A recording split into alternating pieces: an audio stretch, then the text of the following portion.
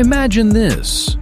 Isang future NBA superstar ang biglang magsuot ng jersey ng Gilas Pilipinas.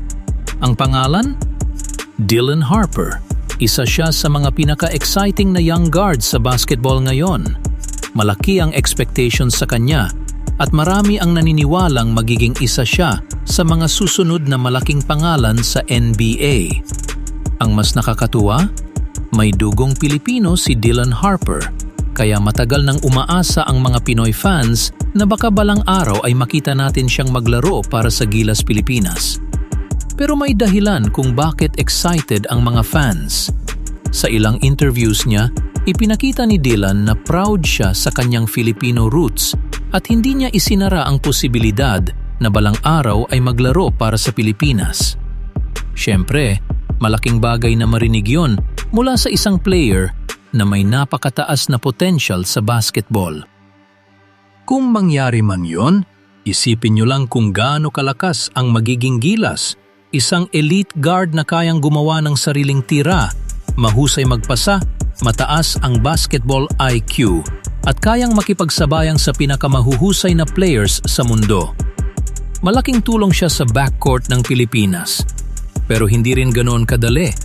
May FIBA eligibility rules na kailangang sundin. Dahil sa kasalukuyang rules, posible na hindi siya makalaro bilang local player at baka kailangan pa niyang maglaro bilang naturalized player. Maliban na lang kung magkaroon ng pagbabago sa kanyang eligibility o sa mga patakaran ng FIBA. Pero ito ang tanong ng lahat. Maglalaro na ba talaga siya sa Gilas? Sa ngayon, ang sagot ay hindi pa. Wala pang official announcement mula kay Dylan Harper sa SBP o sa FIBA na confirmed na siyang magre-represent ng Pilipinas. Hanggang wala pang official announcement, mananatili muna itong isang exciting na posibilidad.